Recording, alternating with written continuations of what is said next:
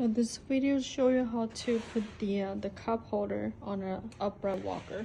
So the upright walker with those on panel. So we got two kinds. So this is the first one, which is the smaller one. As you can see, there's a clip. So you're able to find another clips that's nearby that's right below the arm pad. It's like a round shape. It looks like this. So matches the clips right here, and you're able to just go on and slide in like this. And here's a cup holder. And here's the second one, which is a wider one. So same thing, you're able to find a clip, but this clip looks a little bit different. It's also right under the arm pad, which is right here. So this little clip, so you're able to find other clips on the so this one is already attached to the cup holder. So same thing, you slide it in.